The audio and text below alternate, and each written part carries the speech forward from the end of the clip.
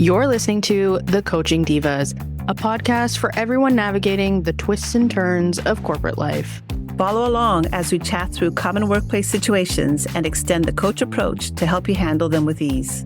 We offer a cross-sectional view that spans generations, positions, workplaces, and lifestyles. We're your hosts, Claudia Jones, Daniela Velkovic, and Misha Jethba, and we are The Coaching Divas. Welcome back to the pod. Today, we're tackling a word that gets thrown around so much, it's basically lost all meaning.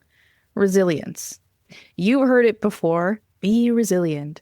As if it's some magical fix for burnout, bad leadership, or yet another urgent project that's definitely not urgent. But what does resilience actually look like in your career? Spoiler, it's not just about gritting your teeth and pushing through. In this episode, we're calling out the overuse of resilience as a corporate band-aid, and more importantly, digging into how to truly build it in a way that supports you, not just your company's bottom line. Because resilience isn't about surviving, it's about thriving. So take a deep breath, shake off that just power through mentality, and let's talk about resilience the right way. Great intro, Misha. As always, thank you. Yeah, let's tackle that first, the overuse of resilience. Daniela, I'm going to pick on you for a minute because I know you said this was a triggered word for you. Oh, man. Hey, well, you guys know how much I struggled with this topic when we first brought it up. And I've been I ruminated on a lot of different things, and I did some readings. And I will say, I think resilience became a word I absolutely hated during the pandemic. I found it was overused, underdelivered. It felt like a word that people just used because it felt comfortable, without really being intentional, without understanding what it means personally, whether you're an individual contributor or a manager or a leader in general. We just kept saying, resilient, you gotta be resilient, right? This is a time of resilience.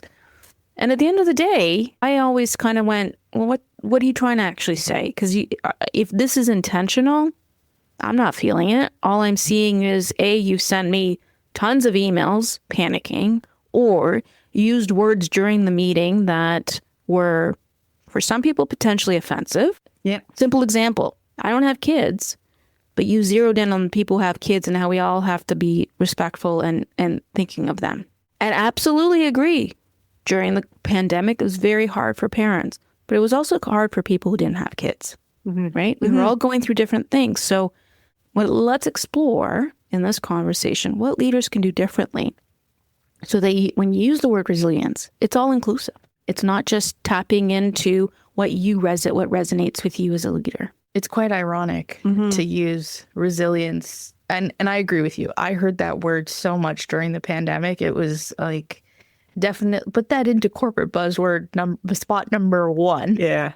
During the pandemic. And it's quite ironic because resilience as a skill set isn't built until after you're through the event or the situation. And so to say to somebody in the situation, you have to be resilient, it means nothing, because that's not actually what skill set needs to come forward in the moment. It's problem solving. It's looking at the glass half full. It's, being able to talk about the things that are happening and the things that are coming up for you and how you're feeling. And so it's quite ironic throughout pandemic that we just kept saying, you have to be resilient, when truthfully, you're not going to know if you were resilient until after the situation has passed. Yeah. Which demonstrates that people actually didn't use research or do any real research around the topic before they used the words. As I was digging under the topic to learn a bit more, what I realized is it's also maintaining a positive outlook, staying calm under pressure. And this is from your emotional perspective. It's ensuring that when there is a setback, let's address it. And how do we course correct so that it is a more supportive experience to get back to productivity, rather than just simply saying, be resilient. Right? Yeah. So I've got one quick question, just to backtrack just a little bit. Why do you think it's the word resilience popped up as opposed to some other word? Have grit, tough it up, stay strong. Why do you think the word resilience came up? So I went into ChatGPT and I said, give me a definition. And here's the definition that they gave. It is the ability to adapt, recover, and thrive in the face of adversity, uncertainty, and stress. So what I'm hearing is it's the chosen word because we know that it is a stressful environment. It is very adverse, and we just need you to figure out how to get through it. Okay. Yeah. Okay. Yeah. And it taps into also, if we think about pre-pandemic, what was going on? Agile, flexible, VUCA's hitting us, right? Like those were the buzzwords. So how do you respond to that? Oh, you got to be resilient. Okay. It's almost like cause and effect, right? Okay. Very simple management style, and it eliminates the idea that there's complexity. I like that, actually. It eliminates the idea that there's complexity. Because to the point you made, Misha, you don't realize you've been resilient until after the fact. And how do you know you've been resilient? Like, how do you know you were resilient? Maybe because you actually managed to get through that difficult situation. But maybe when you're stuck in the time of it, you're kind of maybe spiraling a little bit, not knowing what tools to use. And then you find the tools within yourself or from other folks, and you cope, you problem solve, and you move on, right? Yeah. I also think too, like resilience isn't a one and done. No, You it's don't not. experience one singular adverse situation, get through it, and then say, I am resilient. Right. You can say you've been resilient in a certain situation or working through a certain challenge, but like the skill set of resilience to its core, you have to experience multiple adverse situations or challenges and seek out multiple ways of how to get through those things to then learn about yourself, learn about your own levels of comfort working through challenges and what you need to then be able to say as a definitive, I am a resilient person. It is not a one and done. Right. Yeah. Right. It's a muscle. It is. I think it's a muscle. Like you need to lift weights to build strength in your shoulders and your, right? Resilience to me is another muscle that you need to work through. To me, what the other piece around it is I as an individual won't know how resilient someone is because I don't know everyone's story. True. Right? Very true. I use a simple use case. We've worked with a lot of new immigrants to Canada. And what I've seen is they have a level of perspective that a lot of us may not have that are already here because they've had to go through choosing to apply, blah, blah, blah. The whole journey of coming to Canada. That in and of itself builds a whole other way of looking at how they approach a situation in the office or where they don't get along with someone in a meeting or that in and of itself. And often when I tell people that I've been coaching that are immigrants, especially like, let's say, take for example, PM Jump when I'm doing it, I say, you have an element of resilience. Do you recognize that? And they kind of stop and they go, well, I didn't know what it was called, but yeah, I'm capable of working through being told no. Right. So self-awareness is a big part of being resilient. Powerful. Right? Yes. Knowing who you are, what you've been through. And you don't need to broadcast that, like throwing it on a billboard or anything like that, right? Because you know yourself. And your resiliency will shine through when it needs to shine through. Desire for continuous learning, growth mindset. Yes, absolutely. Absolutely. Right into that, right? Yeah. That's a big one. Yeah, absolutely. And not just regress, right? It's actually looking forward. Growth mindset is, I've always loved that phrase. I know some people get tired of that wording. I don't know. To me, it speaks volumes about where your head is at and where. And how you see, different situations. And the fact you're looking forward. You're not looking back because you're growing. You're looking forward. So, and you know what's coming up for me right now as we're talking about this? Remember how we ended the year strong, reflecting, starting the year strong. Yeah. What are you looking forward to? This all taps into that as well, right? Because it does. You recognize that you want to move your career to the next level. What is the challenge? What is the training? That demonstrates resilience. Yeah.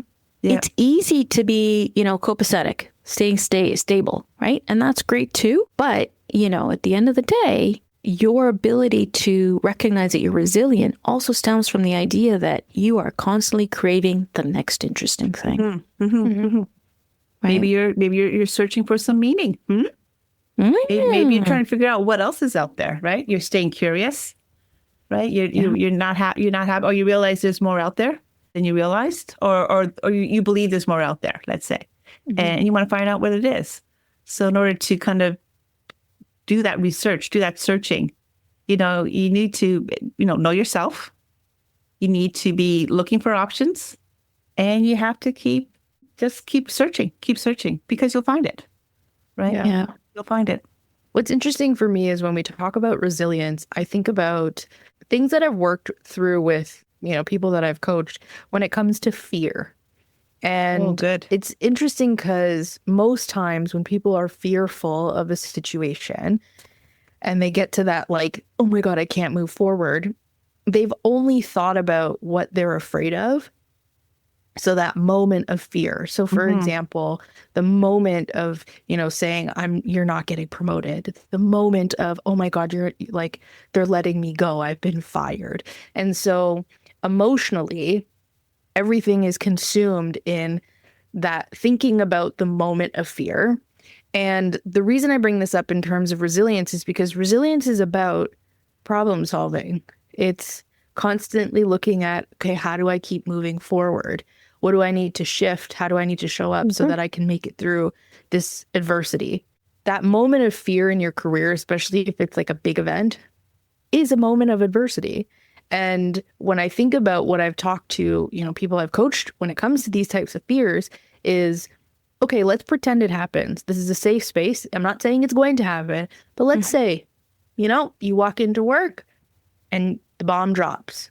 What's the first thing you're going to do? What's next? Yeah, we start talking about it. Okay, so you pack up all your things, and then what? Okay, you're going to wallow for a couple days, and then what? You're going to start looking for a job, and then what? And the whole exercise is to force you to think about the moments after the point of fear. So how are you going to show up? And the truth is everybody knows how they're going to show up, but fear is so debilitating that it will stop you from thinking about how you're going to show up afterwards. Whereas if you can intentionally put yourself in that mindset to say, okay, these are the things I'm going to do, it actually starts to bring the fear down, and you start to think, well, okay, well, even if it happens, I know I'm going to be okay. And I draw that parallel to resilience because in the moment of adversity, you kind of need that same thought process of No question. Yeah. Yeah. Okay, how do I move forward? What am I going to do? And it's building that awareness that you're going to be okay. Yeah. That's a great technique. It's making sense of the chaos. Yes. Yeah. Right? Yeah. What is your approach to making sense of chaos? Another example could be you're given a new task to do where you have to, I don't know, prepare a presentation for the SVP. In the moment, you may be super excited, but there's also going to be fear. There's also going to be the idea of letting go what you think is important and leaning into what perhaps your leader thinks is important. There's the idea of, if you're doing it as a partnership or with a number of people, being able to collaborate through that together. Yeah. And putting aside potentially an ego or potentially an opinion or whatever. And in the moment, you're not going to recognize it as resilience, but your approach to being resilient is going to come through because you're going to let go of what doesn't add value, and you're going to lean into what adds value for the purposes of that presentation to that audience. Yeah. Yeah. In a different way. Yeah. I love what you said, Daniela. And you're absolutely right. But I find that's a bit of a big task if you've never done it before. Right. So you need to know how to break it down, and what external factors can you have that'll help you kind of get there and kind of build that confidence back up. As I mentioned earlier, I've just come back from a 2-day workshop about resilience. And one of the things they brought up, which I thought was really kind of cool, is they talk about having a wake-up song. Like, so when you're up in the morning, you got to get yourself motivated. Do you have a wake-up song that you like to listen to? But then the other one they brought up as well is, what is your walk-on song? So if you've ever been to a baseball game, as soon as you announce the batter, they have their own walk-on song. Whatever song gets them motivated, gets them in the right headspace, right? And so it was interesting when we surveyed the group. A lot of people have a wake-up song because that kind of gets them motivated for the day. But a lot of people don't have a walk-on song. So as I'm getting ready for the presentation from the SVP, what song is going through my head to give me that energy, that boost? Actually, one of the participants in this program, he was actually both a baseball player and he now coaches the university team. And he said that as you're walking up there, you have to do all your prep ahead of time as to how you feel. So that last bit before you're at bat or in front of the SVP, you got to be ready to go. There's no time for reaction at that point. So what song is going through your head to pump you up, to get you going, which I thought was a great technique to kind of get you really motivated and going up there. So I myself don't have a walk-on song, so I have to kind of find one. I don't know if the two of you have one that kind of gets you going, but it's kind of fun to think about it though. What song really gets me bopping, right? Which song gives me that confidence as I'm about to start something? If you don't have one, I think we should all try and think of one. It'd be kind of fun. So maybe our fun listeners here, if you want in the comments, just let us know. What is your walk-on song? What gets you going as you have to get in front of that SVP, get in front of that, I don't know, just catching that train to get you to work? Sometimes you just need encouragement just to get out the door. So what is that walk-on song for you? I thought that was a really fun exercise to go through. That's actually really smart.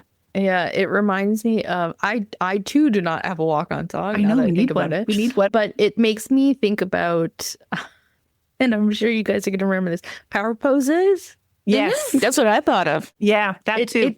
It's kind of similar, and I won't lie. There is a power pose that will like loosen my tension.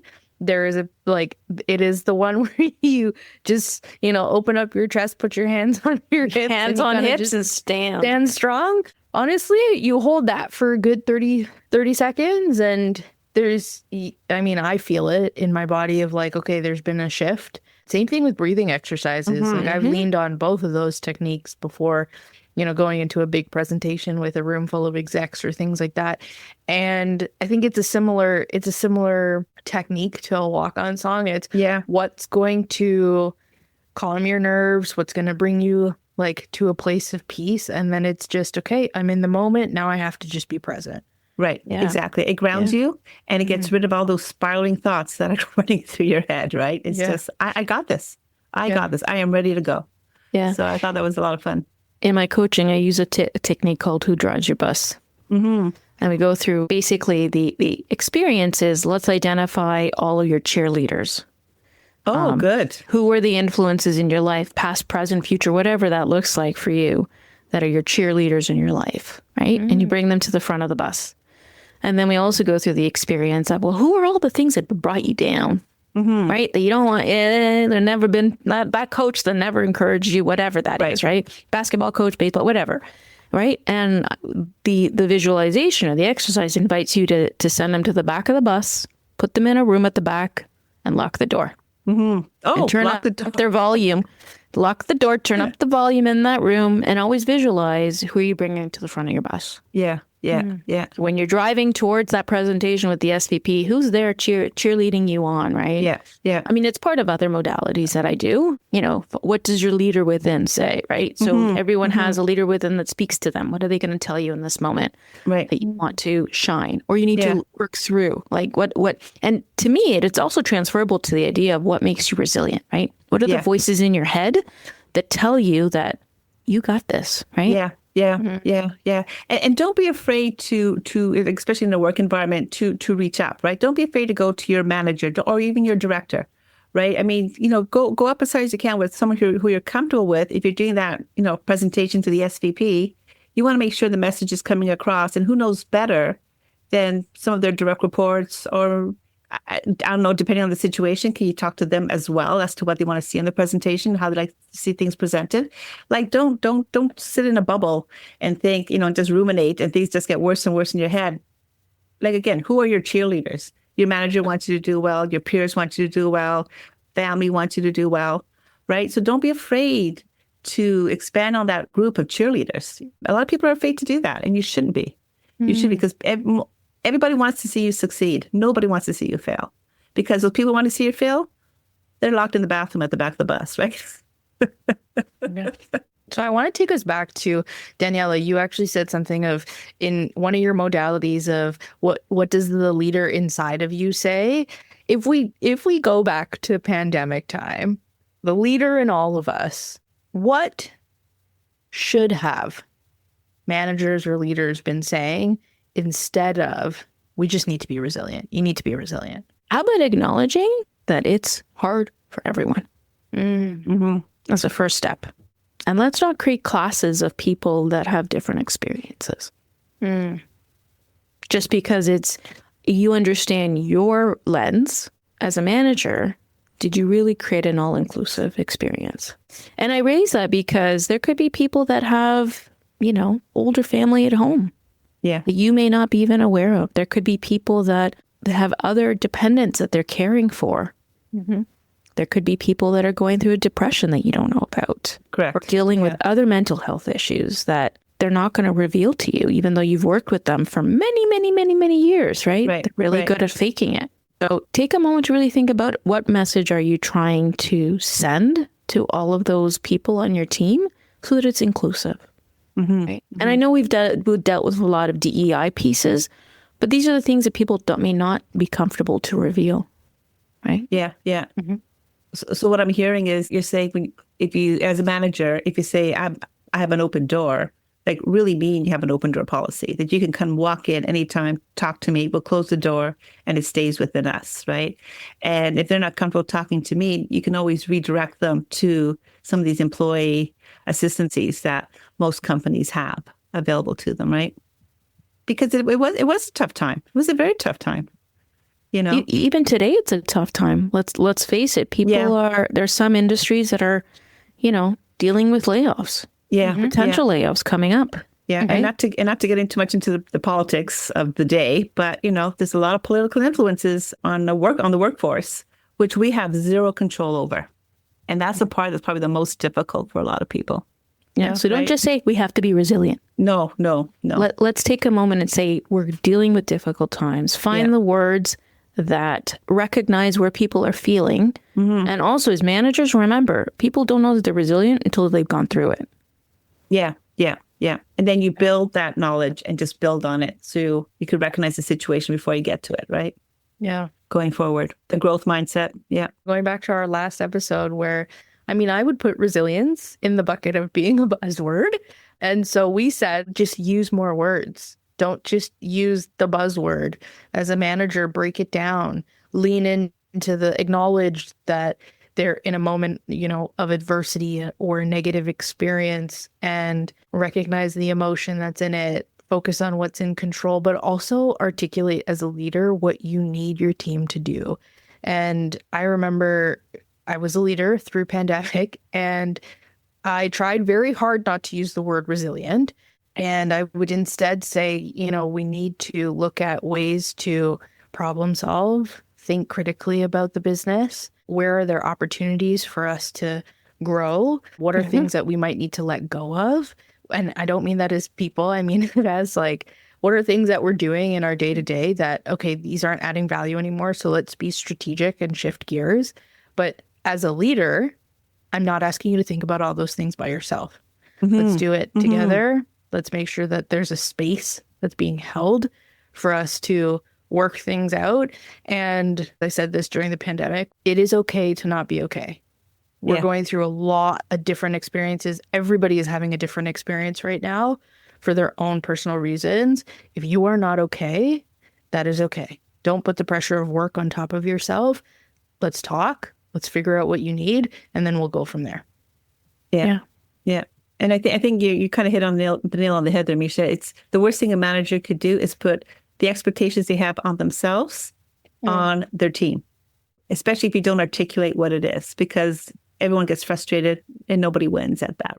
Because you need to really understand what can you do today, because it may be different tomorrow.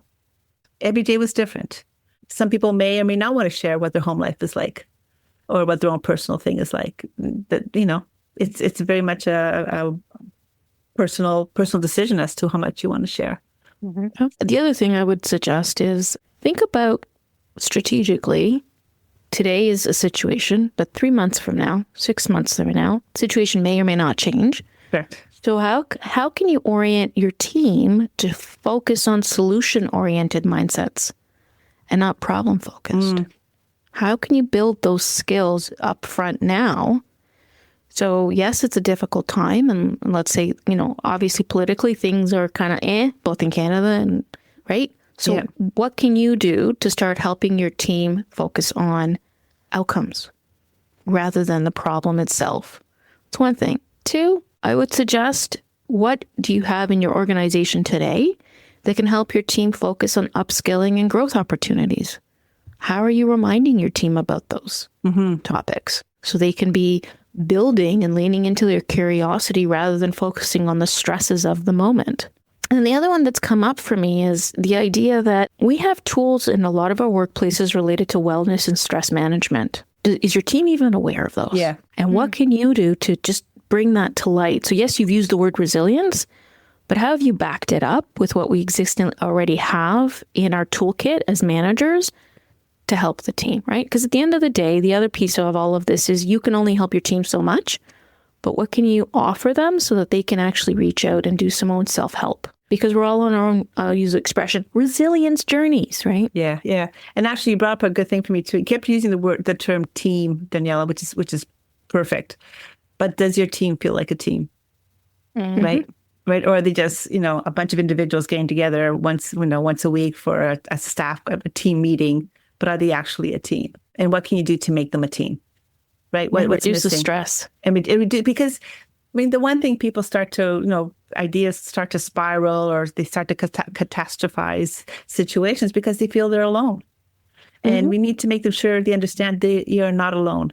Our resilience thresholds may be different, but we still have a threshold we need to address. And maybe we need to figure out how do we come together as a team, right? And it's usually, I find too, whenever you have a time, I'll put trauma in quotes here because, but whenever you have a difficult situation and you come together and resolve it, that if nothing builds a team, that will, right? It's when you go through a tough time, and you kind of dig yourself out all together, that builds a bond that you can't get any other way.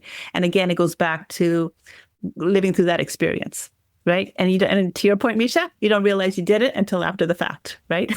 Yeah. But managers can be intentional about building morale. Yeah. Oh, encouraging collaboration. Yeah. Recognizing that, and I'm not the biggest fan of this, but fail fast, learn.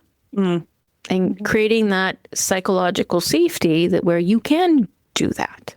You can say, I'm not comfortable with this. You can, again, solution oriented to ensure that outcomes are what matter and not necessarily we're in a problem. Yeah. And getting paralyzed by the we're in a problem. Yeah. And that triggered for me that not triggered, but it reminded me of the fact that you have to learn how to have that difficult conversation. You have to learn how to say, you know what, this doesn't fit me, this doesn't suit me, or whatever the situation is, about being honest with yourself, addressing the behavior, not the characteristics of an individual or a situation, and just say, you know what, this isn't working for me. I need to chat to my manager, my coworker, whoever, and just be honest and non-judgmental and have that difficult conversation. Because sometimes things build up. And if you don't address it, then next thing you know, it's going to explode. And that's the last thing you want when you're trying to build a team and have everybody together as one, right? Agreed. So great chat, ladies, about resilience. Yeah, maybe it is a little bit overused at times, but it's still a very valid word. Misha, what are your takeaways from our conversation today? I think I've got 4 takeaways, which is, as an individual, when I hear the terminology of, we just need to be resilient and resilience as a skill set and all of that, I'm really going to take away breaking it down into 4 things. One is to learn from or through adversity. So learn from a challenging or negative experience and look for the positive side of it. The second would be to regulate your emotions in a healthy way, express your feelings in appropriate ways when they're surfacing up. The third, focus on what's in my control. I think resilience is usually focused on what someone can control instead of dwelling on the things that they cannot change, because I think that's just going to perpetuate a feeling versus making you feel like you can move forward. And then the fourth is just seeing challenges as a learning opportunity. It goes back to having that growth mindset of, any challenge is an opportunity to learn and to grow. And so when I hear the term resilience, I think that's how I'm going to break it down moving forward. I love those 4. I would add also on keeping the notion of an open mindset. you're probably more resilient than you know. Take a moment, reflect on those moments in your past where you've had to show up differently. And what can you bring forward to the moment that you're in? And I think I would add, I love everything you guys have said. It's perfect. And I would add to just have some quick real-time strategies to kind of get you through something. Like I mentioned earlier, I love the idea of a walk-on song. So if I know I'm in a stressful situation, what song pops in my head and just kind of gets me out of that spiral and gets me thinking positively and gets me to the place where I want to be, so that if I need to have that difficult conversation, do that presentation in front of the SVP, I'm ready to go. And yeah, I'm pumped. I'm ready. I know I can do this because I've done it before. So yeah, we're all going to be a little bit more resilient these days, aren't we?